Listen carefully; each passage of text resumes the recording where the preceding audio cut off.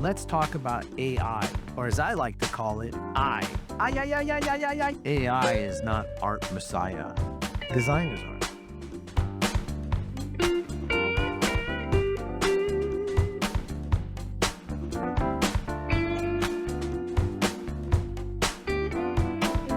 Thanks for joining me. This is Eli. Welcome to the show. I'm going to be talking about AI today. Let's dive into it. You know what? Somebody's got to say something. AI does a lot of good things. AI is cool. Let's just establish that, okay? The biggest problem with AI is really that it's based on things like algorithms. And algorithms, while great for office work, data sets, it's not what it's all cracked up to be. Creating some cool designs, I don't deny that. Not gonna lie though, I mean, it could make some really cool stuff.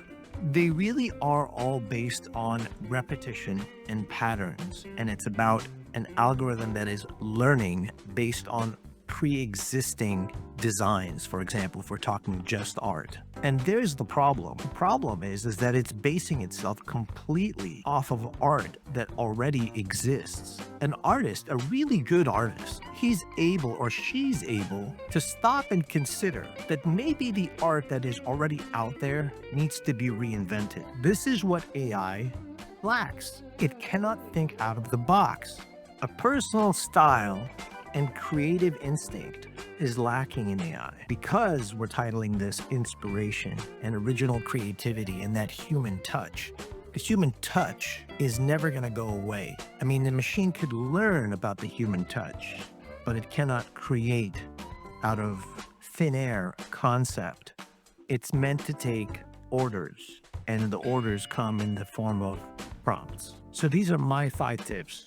No, they're not really tips. They're more like critiques at this point. We're going to get into this, and there's no way out of this. So let's talk about creative vision and intuition. I think it really breaks down into 2 things: the depth of creativity and personal style. AI, it outputs more like derivative art than actual original art. It can't innovate. It just can't. But an experienced artist, I mean, they could think outside the box. They could develop groundbreaking designs that haven't yet existed, things that AI can't really think of doing unless you tell it exactly what you want. You know, things AI can't do. I use this example often. I say AI is a powerful tool. It's like a Ferrari. The problem is not the Ferrari. The problem is the guy or the girl in the Ferrari. You need to know how to ride a Ferrari. And if you've never done that, you would know it's not easy. You can have a really fast and powerful machine. There's no guarantee that you're gonna A, know where you're going, B, know how to ride it, and C, control it. And even if you did know all those things, you would have to know where you were gonna end up and for how long. These things AI can't tell you, but a designer can, especially a seasoned and well-trained designer that understands strategy, understands exactly what it's going to take in order for you to get from point A to point B to point C and stay there and succeed. They know exactly what voice or tune a particular brand or design needs. If you need to change something on the fly because it's not responding well to the market, I mean, AI won't figure that out for you. It just doesn't understand. But a designer can see that and pivot. They can evaluate the emotional landscape and invoke a personal language that can beautifully and seamlessly merge with what you need to pivot to. On the second part, we were talking about client collaboration and customization. Understanding things like nuance, for example. A human artist, they understand subtle cues from clients, the way the tone of voice goes, the inflection, the emotional emphasis that the client wants to place on their particular brand. All this is something that AI simply can't do because, I mean, after all, it is just enter a prompt and I'll give you what you want. AI is limited in that way. We'll get back to that in a second. Just keep watching. And the creative process is another one. The design process, it often involves a back and forth collaboration between me and my client. And the seasoned artist knows how to manage and direct those expectations.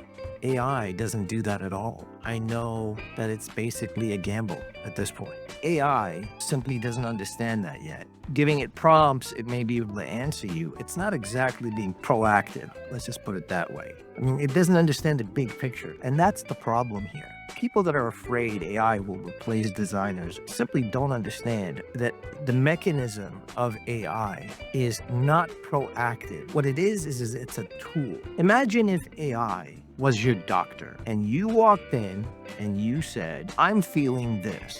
And the AI were to go, "Oh, well, here's a list of things that could be wrong." And you would say, "I don't want you to tell me what could be wrong. I want you to tell me exactly what is wrong." And if you can't tell me what is wrong, then the AI would say, "Put in a prompt." And that's the problem. It's the whole prompting thing.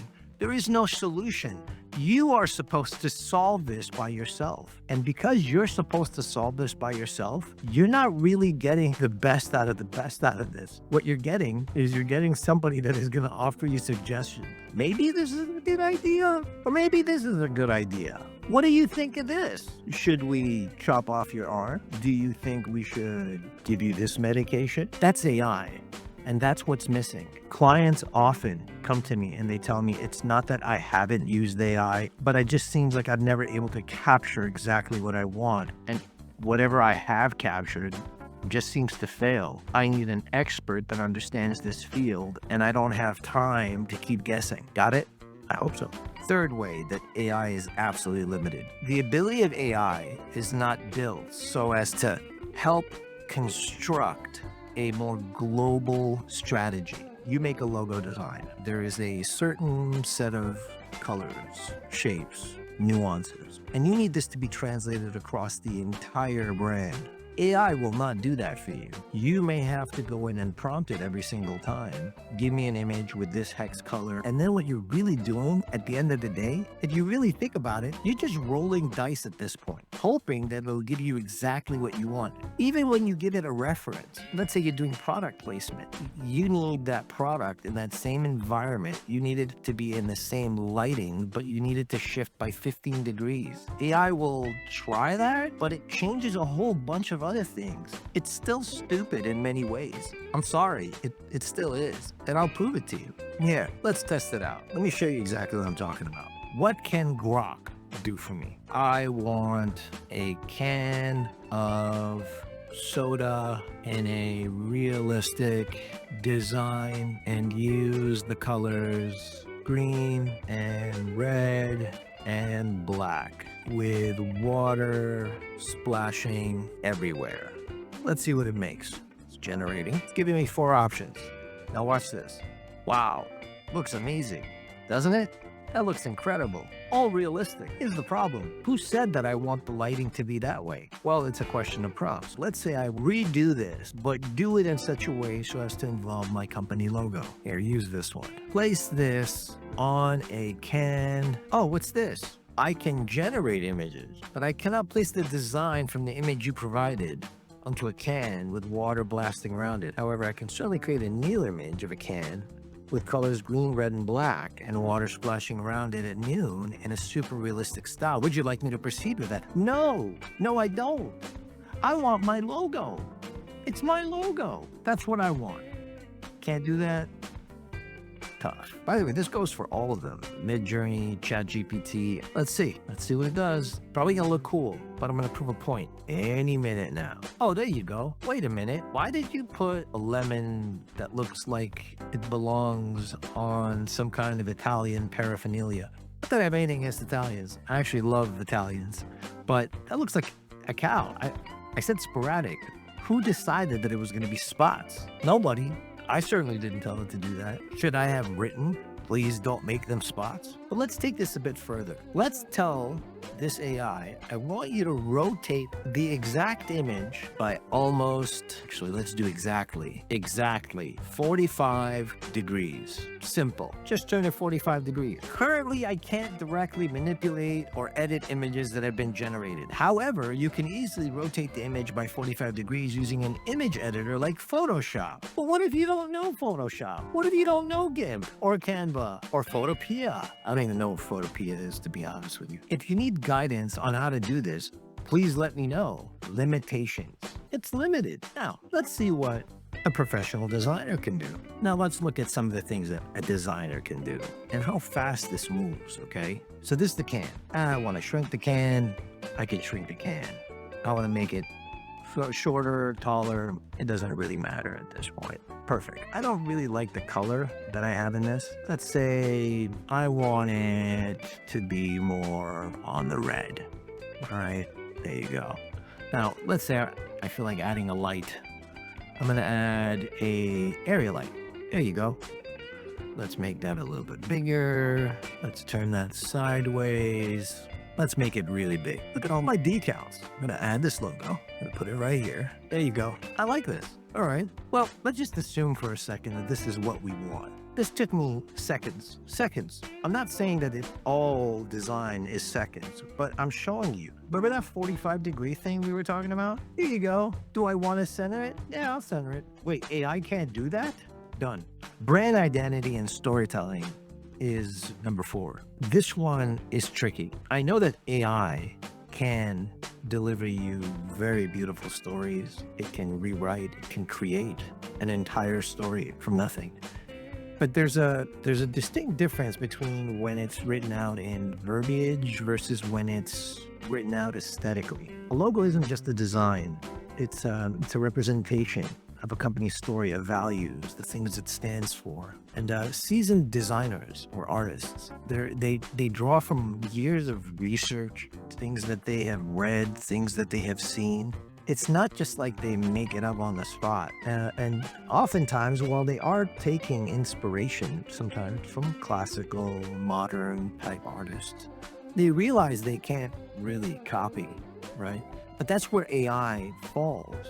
AI falls in that it's actually drawing derivative art and splicing it together and learning from all of this and giving you a picture. What good is that picture? Well, I mean, that picture at the end of the day is just a picture. If you tell AI to do anything for you with that picture, it's going to tell you, I mean, I could change the color of the hair. I could change the skin tone, maybe. Is it going to be the exact same character, though? These are the things that people don't seem to understand, that, yeah, AI is not going to cut it. I mean, every client has a tailored thing. And so I want to reinforce this again. You may have a really strong machine that can do really great artwork. I mean, every client's unique. Every client has specific goals, maybe audiences. That's something that AI doesn't understand. Now, even if you give it references and say, use this as a reference, AI is not going to be able to take your brand and create an entire ecosystem around that. Don't get me wrong. It's a great focus group assistant to help you maybe get ideas, but it's not a finished product. This is precisely why I tell every artist I run into, especially the ones that are really seasoned, not to worry. And those clients, many of them come back to me and they say, we tried it. It was nice. It was not able to accomplish the things that we wanted. And I'm like, yeah, because at the end of the day, you're the driver. Why else were you hiring me? I'm not just a chimp with a pencil. There's years of experience behind me. Problem solving and being very adaptable. AI has many prompts that you can tell to do things like shorten, colorize, on and on and on. The problem with that is that whether it's resolving things or optimizing designs for like very unusual print specifications, for example, or addressing unexpected client requests, experienced graphic designers excel at solving problems on the fly. AI operates within a predefined boundary and can't adapt for unforeseen circumstances. People have told me, like, we just needed to change one little thing. They basically spent days, some of them weeks, to re-rendering, re-prompting in order to get something. And many of them actually just gave up. Some of them just came back to me and were like, we need this, we need it this way. That's how it needs to be. Fix it for us, Eli. And I did. AI is limited because it works within a boundary of understanding. It's only as good as the code that it has. Now, will the code get better? Of course it will get better. But let's face it, at the end of the day, the code would have to be so sophisticated that it would have to account for every single alternative. Highly unlikely. Nice, you'd have to settle, but you'll never get exactly what you need. What do you think, though? Leave it in the comments. Do you think AI is really going to be able to replace artists fully? From everything I've seen, the answer is leaning no. But I'm open to being corrected if you've seen something I haven't, because I've explored everything.